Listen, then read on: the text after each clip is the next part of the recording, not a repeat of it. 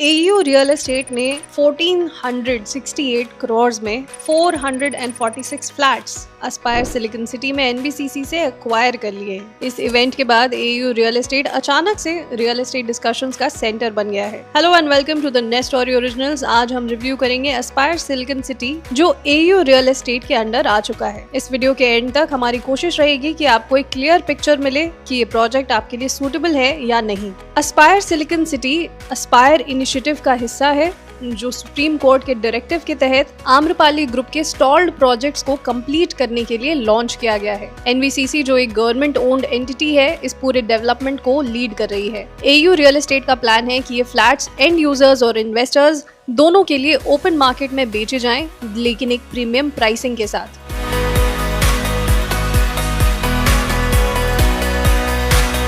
Aspire Silicon city sector 76 Noida में located है, जो सेंट्रल नोएडा का एक एस्टैब्लिश्ड और स्ट्रैटेजिक सेक्टर माना जाता है। यहाँ आपको रात के 5 बजे या इनफैक्ट सुबह के 5 बजे कहना चाहिए, कैफेज पूरी तरीके से खुली हुई मिलती हैं। आम्रपाली प्रिंसली एस्टेट के जस्ट नीचे आपको नोएडा के सबसे पॉपुलर नाइट हैंगआउट स्पॉट्स देखने को मिलते हैं। ये प्रोजेक्ट एक एग्जिस्टिंग टाउनशिप सिलिकॉन सिटी के अंदर के वेकेंट लैंड पर बन रहा है। पहले आम्रपाली ग्रुप का हिस्सा था, लेकिन अब एनबीसीसी इसे फेज 4 के रूप में डेवलप कर रहा है। एयू रियल एस्टेट ने एनबीसीसी की बल्क ऑक्शन के जरिए इस प्रोजेक्ट के 5 टावर्स परचेज किए हैं। बाकी के 2 टावर्स अभी एनबीसीसी के पास हैं, जो आगे के फेजेस में लॉन्च किए जाएंगे। ये लैंड पार्सल एनबीसीसी के रीसेंट बल्क ऑक्शंस में सबसे प्राइम प्रॉपर्टीज में से एक माना जा रहा है। ये पूरा प्रोजेक्ट एक स्टैंड अलोन इन्वेंट्री की तरह देखा जाएगा और पहले के फेजेस से डायरेक्टली कनेक्टेड नहीं होने वाला है। नोएडा में और भी वेल नोन सोसाइटीज के नियर बाय मेट्रो कनेक्टिविटी देखने को नहीं मिलती है। So in contrary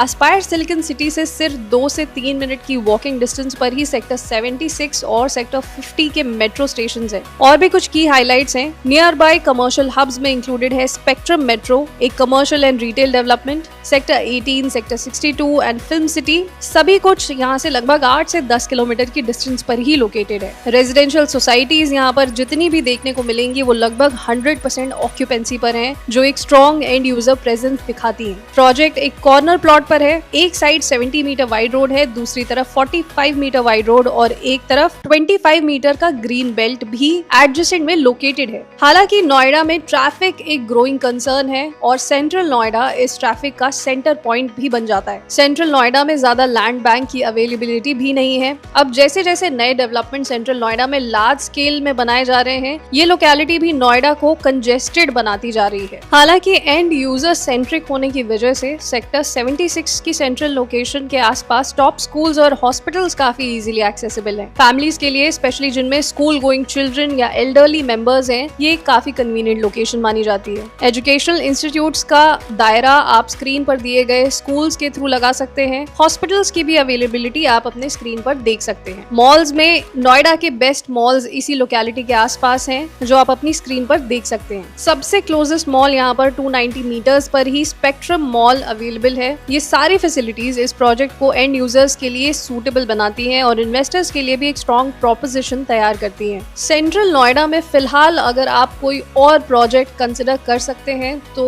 under construction में आइवरी काउंटी जो सेक्टर 115 में लोकेटेड है, आप उसे कंसिडर कर सकते हैं। अगर आप उसके ऊपर हमारी वीडियो देखना चाहते हैं तो इस लिंक पर क्लिक करें।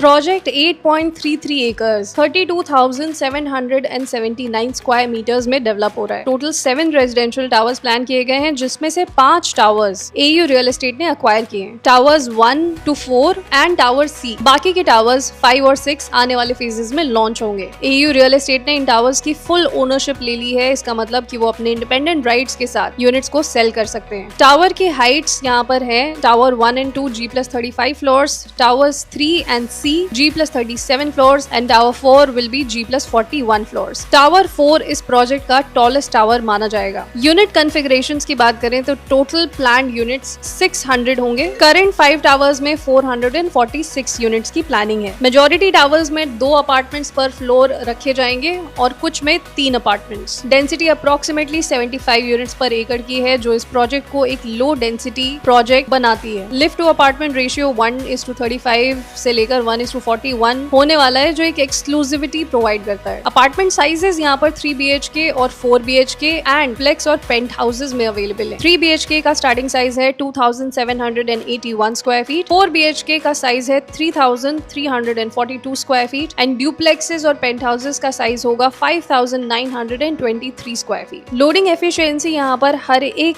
कॉन्फ़िगरेशन के लिए अलग है, बट कोई भी लोडिंग कैपेसिटी आपको 20 to 25% से ऊपर जाती हुई नहीं मिलेगी। 3 BHK में ये नंबर जाएगा 19.7%, 4 BHK में लगभग 16% एंड ड्यूप्लेक्सेस में लगभग 18.3%। क्लब हाउसेस के लिए यहाँ पर G+4 लेवल का क्लब हाउस प्लान्ड है, which will be approximately of 40,000 square feet. 2 community और बैंकेट हॉल्स बनाए जा रहे हैं। ओपन ग्रीन लॉन्स फंक्शंस के लिए रखे जाएंगे। AU रियल एस्टेट ने 13,000 रुपीज पर स्क्वायर फीट का ऑल इंक्लूसिव प्राइस अनाउंस किया है। इसमें GST और पोजेशन चार्जेस भी इंक्लूडेड हैं। सिर्फ फ्लोर वाइज PLC अलग से चार्ज की जाएगी। अगर आप कंसिडर कर रहे हैं एक low loading capacity 16 to 20%, high end specifications and exclusive layouts, तो इस प्राइस पॉइंट पर एस्पायर सिलिकॉन सिटी काफी कंपेटिटिव है as compare to Amrapali Princely Estate, Mahagun Mezzaria, Dasnac the Jewel of Noida and Apex Athena. Developer ने इस प्रोजेक्ट को clearly एक luxury segment project के रूप में पोजीशन किया है, जो इसे इस पूरे रीजन के दूसरे प्रोजेक्ट से अलग बनाता है। इस प्रोजेक्ट की construction responsibility J Kumar infra projects limited को हैंडओवर किया गया है। ये एक लिस्टेड कंस्ट्रक्शन कंपनी है जिसने कई नोटेबल प्रोजेक्ट्स जैसे DMRC limited, DTC depot,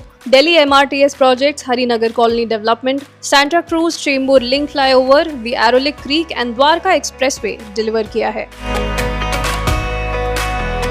Aspire Silicon City central Noida के एक डेवलप्ड जोन में नई लार्ज स्केल रेजिडेंशियल डेवलपमेंट एक रेयर अपॉर्चुनिटी प्रेजेंट करता है। Strong metro connectivity, mature infrastructure और स्पेशियस लग्जरी लेआउट्स के साथ ये प्रोजेक्ट काफी एक्सक्लूसिव प्रोपोजिशन है। AU रियल एस्टेट का अर्ली मूव और ट्रांसपेरेंट प्राइसिंग स्ट्रेटजी ये शो करती है कि वो प्रोजेक्ट को अपस्केल रेजिडेंशियल सेगमेंट में एस्टैब्लिश करना चाहते हैं। अब देखना ये होगा कि वो टाइमली डिलीवरी और क्वालिटी स्टैंडर्ड्स को किस तरीके से मेंटेन करते हैं, जो बायर के ट्रस्ट के लिए सबसे क्रिटिकल फैक्टर्स होंगे। क्या आप NBCC प्रोजेक्ट के 2081 स्क्वायर फीट के 3 BHK में अपने 3.6 करोड़ की इन्वेस्टमेंट करना चाहेंगे, या फिर आप एस ATS होमक्राफ्ट या गोदरेज और शोभा जैसे प्रोजेक्ट्स में इतना अमाउंट इन्वेस्ट करके अपने लिए एक सिक्योर इन्वेस्टमेंट प्लान कर रहे हैं? Which one do you think comes close to this project's connectivity, pricing, layouts and brand positioning? Please tell us in the comment section below. हम आपकी राय का इंतजार कर रहे हैं। What do you think about this latest project that is going to change the face of Central Noida?